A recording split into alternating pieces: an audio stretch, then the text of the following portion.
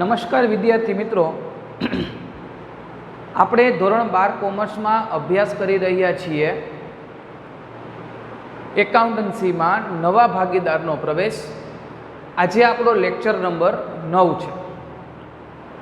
આપણે લાસ્ટ લેક્ચરમાં સ્વાધ્યાય 5માં જે દાખલા નંબર 4 છે એના પેટા દાખલા પહેલો, બીજો ને ત્રીજો 3 દાખલા આપણે ગણી નાખ્યા છે. આજે આપણે દાખલા નંબર 4 એનો ચોથો દાખલો છે, ત્યાંથી આપણે દાખલા ગણવાની શરૂઆત કરવાની છે. ચોથા દાખલાની રકમ શું કહે છે, હું રકમ વાંચું છું, તમે ખાસ ધ્યાન આપજો. પી, ક્યુ અને આર 3:2:1 પ્રમાણમાં નફો નુકસાન વેચતા ભાગીદારો છે. પી, ક્યુ અને આર 3:2:1 પ્રમાણમાં નફો નુકસાન વેચતા ભાગીદારો છે. ભાગીદારો તેઓની મૂડી ખાતા સ્થિર મૂડી ખાતાની પદ્ધતિએ રાખે છે. એસને નવા ભાગીદાર તરીકે પ્રવેશ આપે છે. એસ મૂડી પેટે ₹50,000 રોકડા, ₹40,000 ફર્નિચર અને મોટરકાર ₹60,000 પેઢીમાં લાવે છે. આ તમે જુઓ તો થોડુંક વિચિત્ર આપણા માટે ગણાવી શકાય.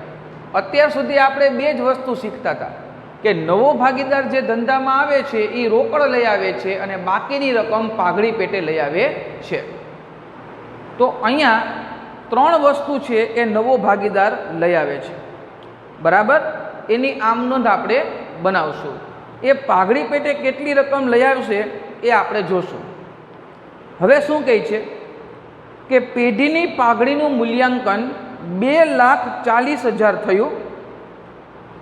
એસના પ્રવેશ વખતે જૂની પેઢીના ચોપડે પાઘડી ખાતું ₹90,000 દર્શાવેલું છે, બરાબર.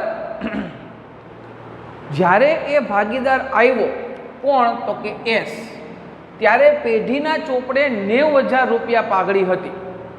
આપણને બધાને ખબર છે કે જૂની પાઘડી જે જૂના પાકા સરવૈયામાં દર્શાવેલી હોય એ તો જૂના ભાગીદારો વચ્ચે જૂના નફા નુકસાનના પ્રમાણમાં વેચાઈ જાય.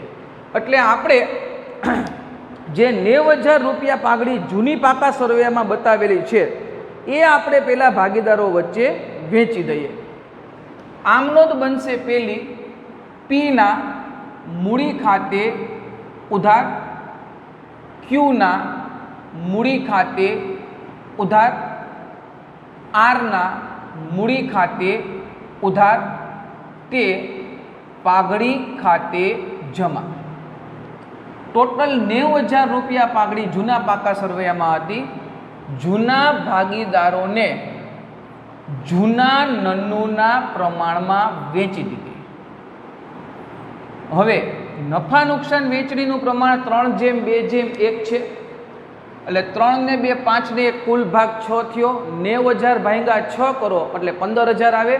15,000 ગુણ્યા પી નો ભાગ 3 એટલે 45,000. 15,000 ગુણ્યા 2 એટલે 30,000 અને અહીંયા કેટલા આવશે તો કે 15,000. આ આપણે શું કર્યું તો કે જૂના પાકા સરવૈયામાં જે પાઘડી હતી એની ઉપર તો હક કોનો હોય, જૂના ભાગીદારોનો જ હોય. એટલે એને આપણે પાઘડીની રકમ આપી દીધી. જૂના નફા નુકસાનના પ્રમાણમાં ₹90,000 3:2:1 પ્રમાણમાં વેચી લીધા. આ એકવાર જોઈ જાઓ ખાસ.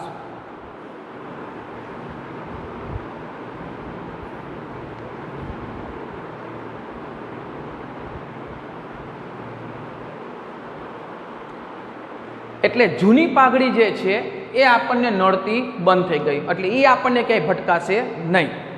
આગળ શું કહે છે કે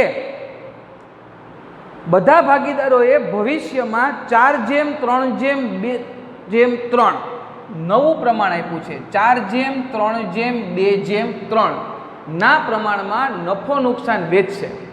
આ જૂનું પ્રમાણ છે અને આ કેવું પ્રમાણ છે, નવું પ્રમાણ. તો એના ઉપરથી એક વસ્તુ આપણને મળે કે એસ જે નફામાં ભાગીદાર તરીકે આવે છે ત્યારે ₹2,40,000 પાઘડી નક્કી થઈ. એટલે આપણે લખીએ એસની પાઘડી ટોટલ ₹2,40,000 પાઘડીનું મૂલ્ય નક્કી થયું.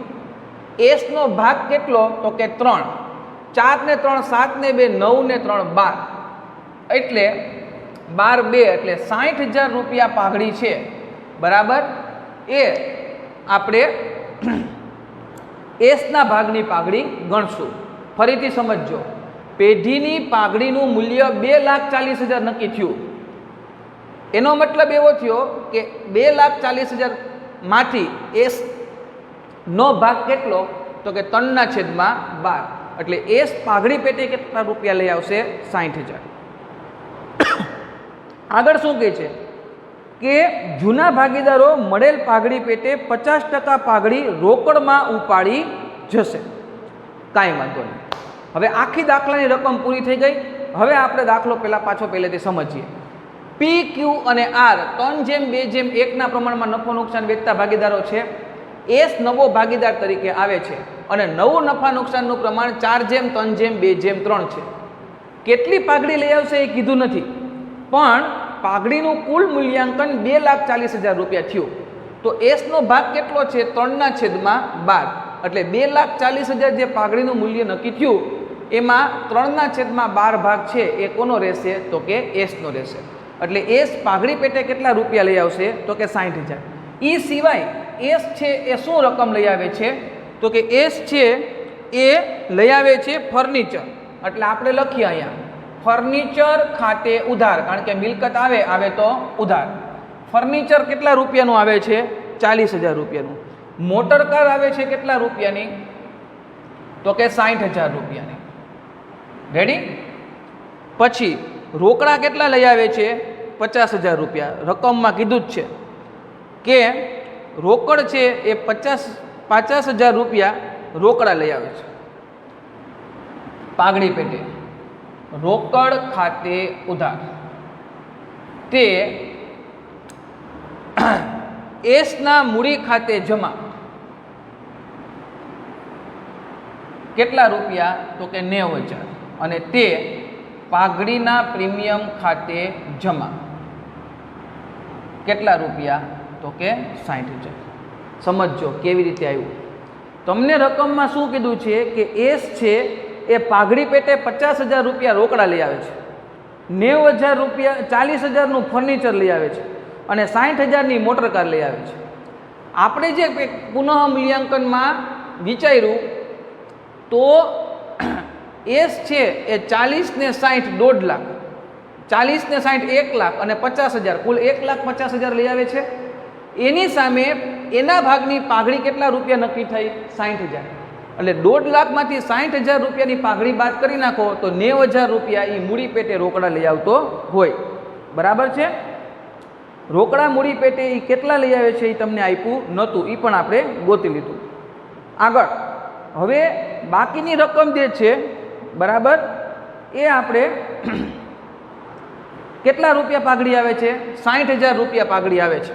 એટલે ત્રીજી આમનોંધ બનાવીએ પાઘડી ખાતે ઉધાર. એ આપણે ભાગીદારોના મૂડી ખાતે જમા કરવું પડશે. ભાગીદારો છે પી, ક્યુ અને આર. બરાબર.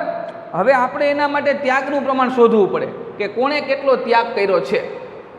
તો પહેલાં આપણે ત્યાગનું પ્રમાણ ગોતી લઈએ અને પછી પાઘડી વેચીએ. સૌથી પહેલાં તો ત્યાગનું પ્રમાણ આપણે મેળવીએ. ત્યાગનું પ્રમાણ છે એનું સૂત્ર શું છે તો કે જૂનું પ્રમાણ માઇનસ નવું પ્રમાણ. હવે જૂનું પ્રમાણ છે પીનું કેટલું છે તો કે 3 ને 2 5 ને 1 6, એટલે 3/6. નવું પ્રમાણ કેટલું છે તો કે 4/12. હવે લસા છે એ 12 આવશે તો આને 6 ને કેટલા વડે ગુણવા પડે? 2 વડે, એટલે 3 2 6 માઇનસ 4, એટલે 2/12. ક્યુની વાત કરીએ, જૂનો ભાગ કેટલો તો કે 2/6, નવો ભાગ કેટલો તો કે 3/12. લસા 12 આવે તો 4 × 1 = 4, 2 2 4, એટલે 1/12. આરની વાત કરો તો જૂનો ભાગ કેટલો તો કે 1/6, નવો તો કે 2/12, 6 2 12, 2 1 2 માઇનસ 2/12, એટલે શું થઈ જાય? 0. એનો મતલબ એવો થયો કે આપણે જ્યારે લાભનું અને ત્યાગનું પ્રમાણ શોધતા હોઈએ તો અહીંયા તમે જુઓ તો અહીંયા આરમાં ત્યાગ 0 આવે છે, એટલે ત્યાગ કર્યો છે કોણે? તો કે પી અને ક્યુ એ ત્યાગ કર્યો છે. તો આ જે પાઘડી 60,000 રૂપિયા છે એ પાઘડી તમારે કોને આપવાની થાય? તો કે પી અને ક્યુને આપવાની થાય. અહીંયા સુધી જોઈ જાઓ, પછી આપણે આગળ વધશું. આ ત્યાગનું પ્રમાણ યાદ રાખજો, 2/12 અને 1/12.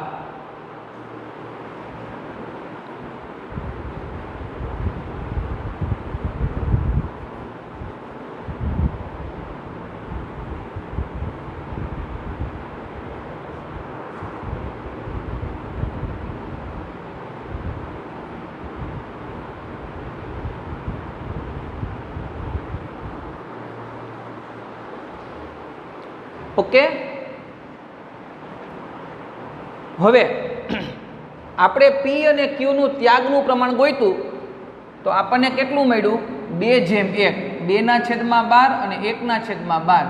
એટલે ત્યાગ છે એ પી અને ક્યુ એનો આપણને મળ્યો કેટલો?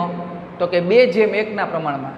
એટલે ઓલી જે 60,000 રૂપિયા પાઘડી છે એની આપણે આમનોંધ બનાવીએ. પાઘડીના પ્રીમિયમ ખાતે ઉધાર તે પીના મૂડી ખાતે જમા તે ક્યુના મૂડી ખાતે જમા. ટોટલ પાઘડી આવી કેટલાની? 60,000 રૂપિયાની. આપણે આ પાઘડીની રકમ છે એ 2/1 પ્રમાણમાં વેચીએ.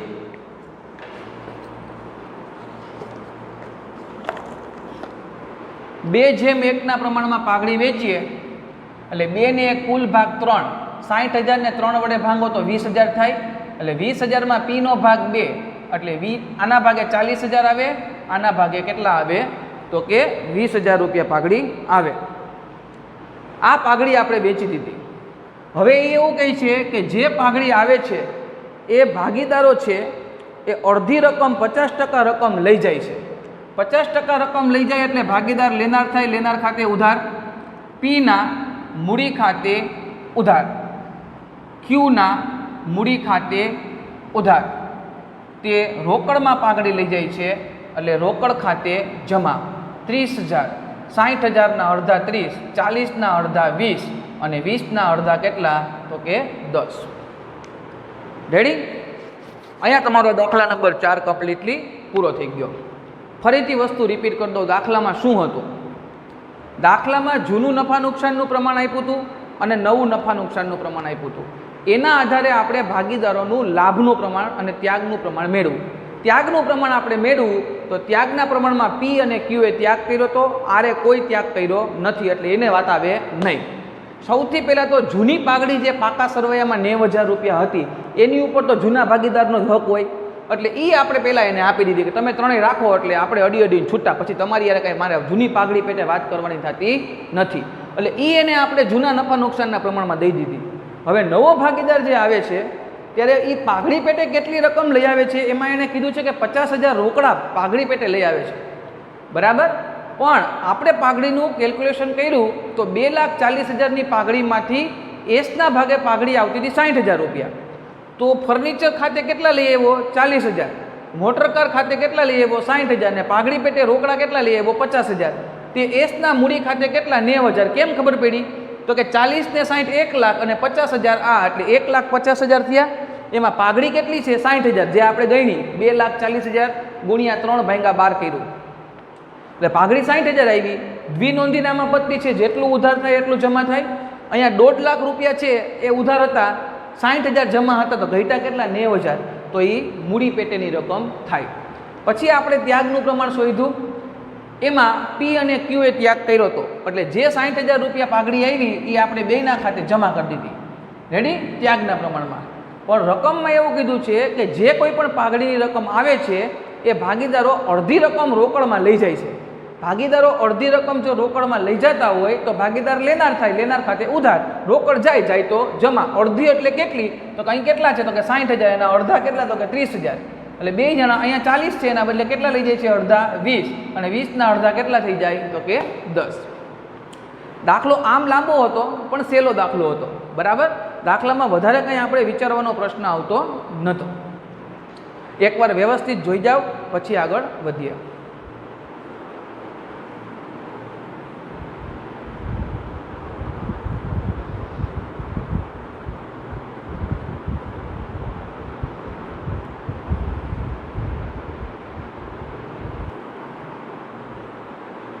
ચાલો હવે આપણે સ્ટાર્ટ કરીએ દાખલા નંબર 5.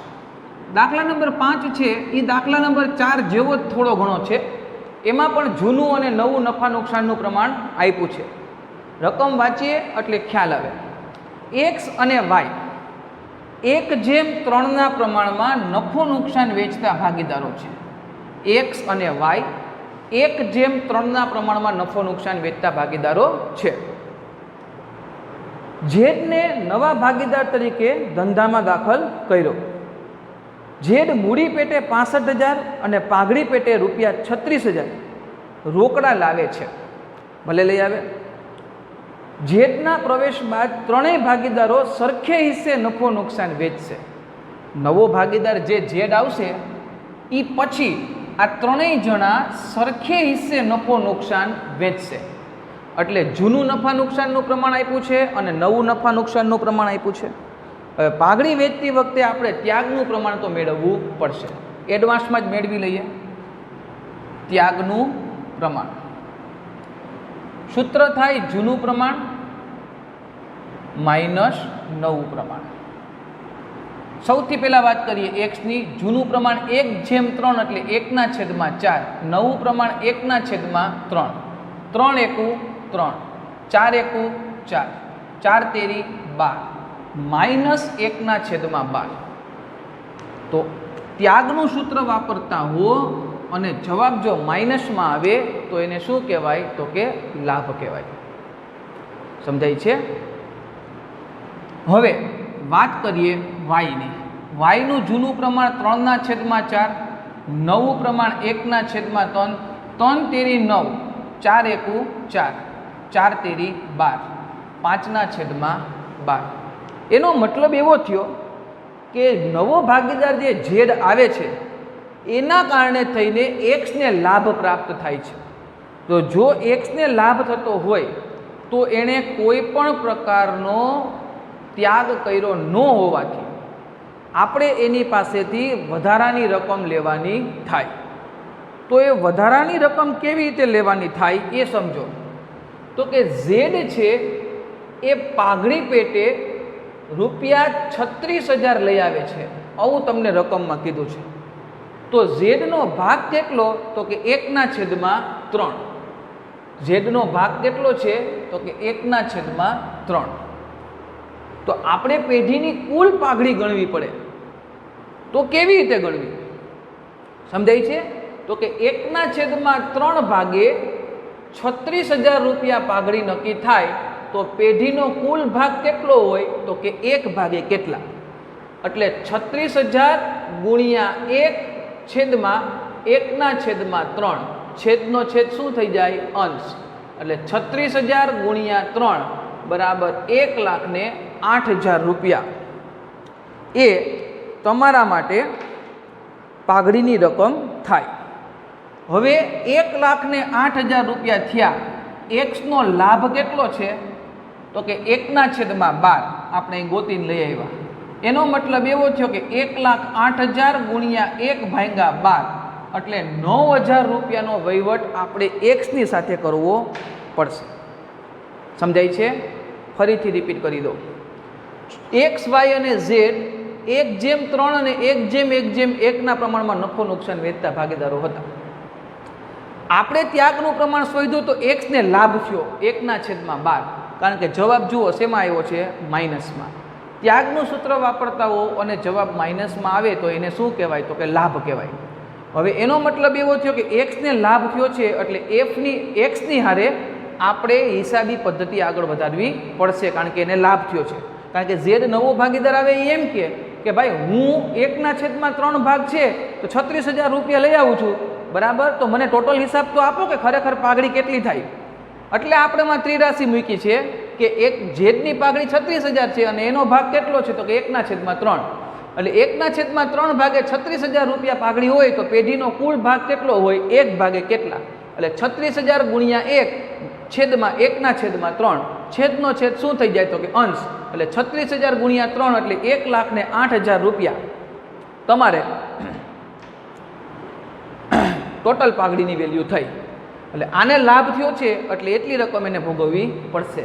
તો આપણે ગણતરી કરી કે ભાઈ કુલ પાઘડી 1,08,000 છે, એમાંથી આ ભાઈને લાભ કેટલો થયો તો કે 1/12, એટલે એટલી રકમ છે 9,000 રૂપિયા, એનો વહીવટ છે એ આપણે એક્સ પાસેથી કરવો પડશે. એટલી રકમ છે એ એક્સ પાસેથી આપણે લઈ અને કોને આપવી પડશે તો કે વાયને આપવી પડશે. બરાબર, એટલે આપણે ખાસ એની આમ નોંધ બનાવશું. પણ એકવાર આ જોઈ જાઓ, વર્કિંગ નોટ ખાસ મહત્ત્વની હોય દાખલામાં, પછી આપણે આગળ વધીએ.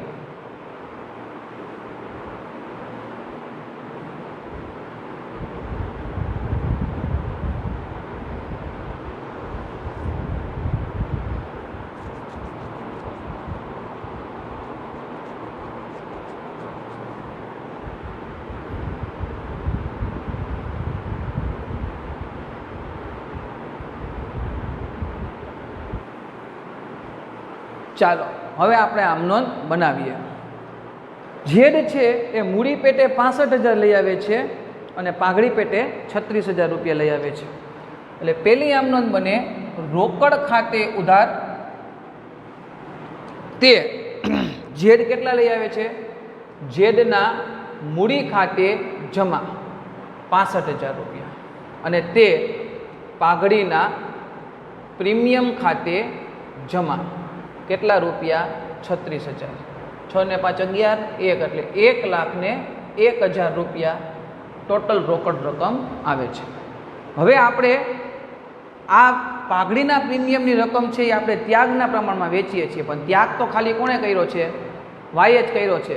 એક્સને તો લાભ થયો છે, એટલે એક્સે તો આમાં રૂપિયા લઈ આવવા પડશે અને આના અને એક્સના બેયના ભેગા કરીને કોને આપવા પડશે? આપણે વાયને. એટલે બીજી આમ નોંધ શું બનશે તો કે પાઘડીના પ્રીમિયમ ખાતે ઉધાર તે ના આપણે એક્સ પાસેથી પૈસા લેવાના છે ને, કેટલા રૂપિયા લેવાના છે? 9,000. હા, એટલે એક્સના મૂડી ખાતે ઉધાર 9,000. આ 36,000 પાઘડીના અને 9,000 છે એ એક્સ પાસેથી લેવાના છે. આ બે રકમ કોને આપવાની તો કે વાયના મૂડી ખાતે જમા. 36 ને 9 કેટલા થાય તો કે 45,000 રૂપિયા. રેડી? દાખલો આઈ સિમ્પલ હતો. લાભનું પ્રમાણ ગોઈતું તો એક્સને લાભ થયો એટલે કુલ પાઘડી ગોઈતી, એમાં એક્સને કેટલા લઈ આવવા પડશે એ ગોઈતું, અને પાઘડી અને એક્સને લઈ આવવાના હતા એ બે ત્યાગ કોણે કર્યો તો? વાયે. એટલે બે રકમ છે એ વાયને આપી દીધી. અહીંયા આપણો ચોથો અને પાંચમો બે દાખલા છે એ કમ્પ્લીટલી પૂરા થઈ ગયા. છઠ્ઠો દાખલો જે છે બરાબર, એ દાખલો સેમ કાર્બન કોપી છે. આપણે જે પાંચમો દાખલો ગણ્યો ને એની કાર્બન કોપી છે. બરાબર, એ દાખલામાં નવીન કાંઈ છે નહીં. હું રકમ વાંચું છું, તમને પ્રેક્ટિકલી સમજાવી દઉં, પછી દાખલો છે એ તમે હોમવર્કમાં ગણજો. બરાબર, એ પહેલાં એકવાર વ્યવસ્થિત જોઈ લ્યો, આમનો લખી લ્યો, પછી આગળ વધીએ.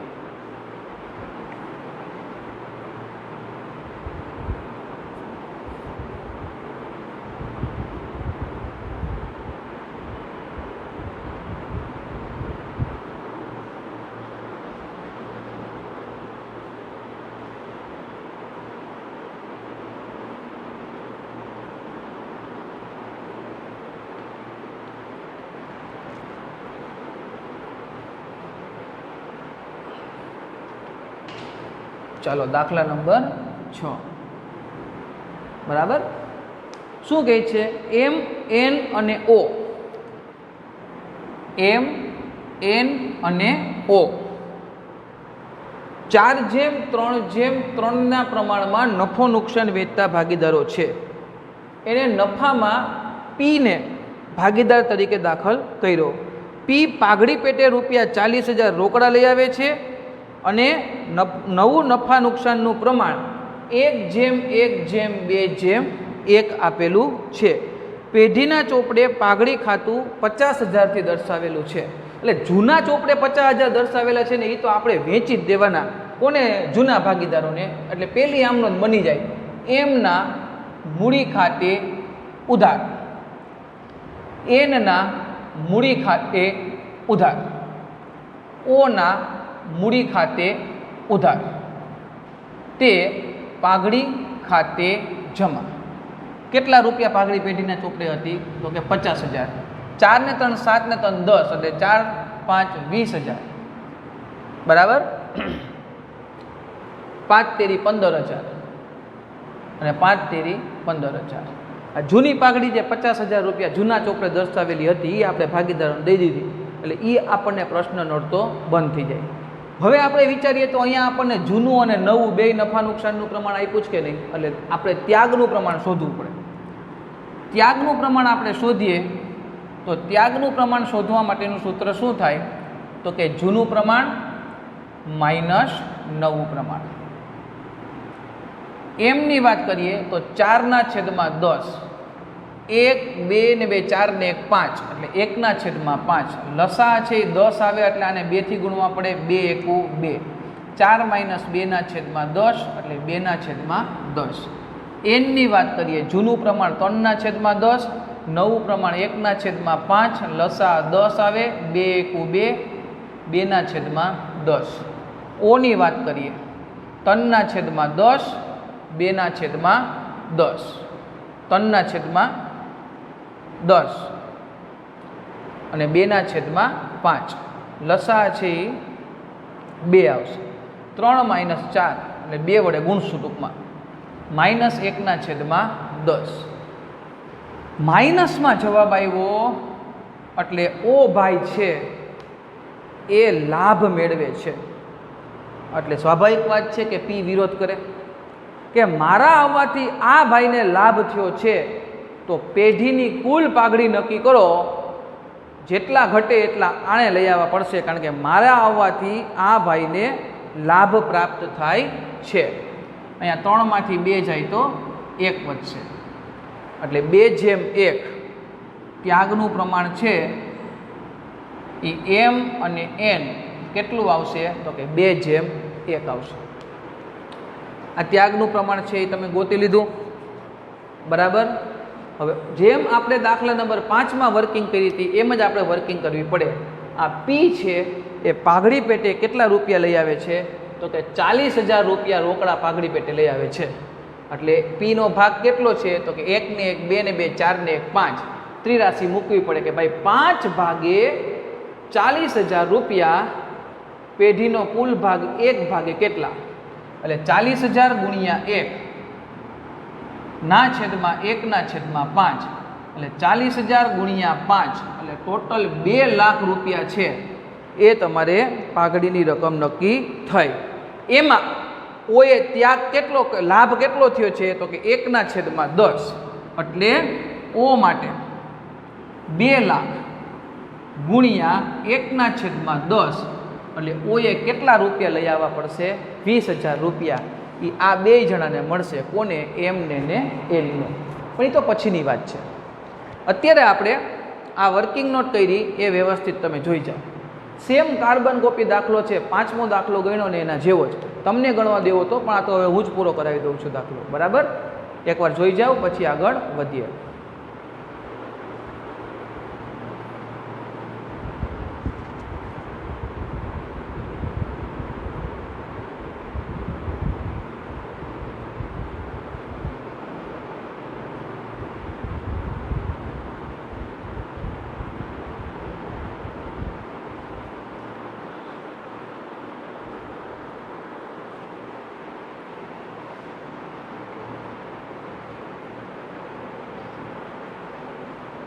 યાદ રાખશું કે એમ અને એન એનું પ્રમાણ જે છે ત્યાગનું એ 2/1 આવેલું છે બરાબર.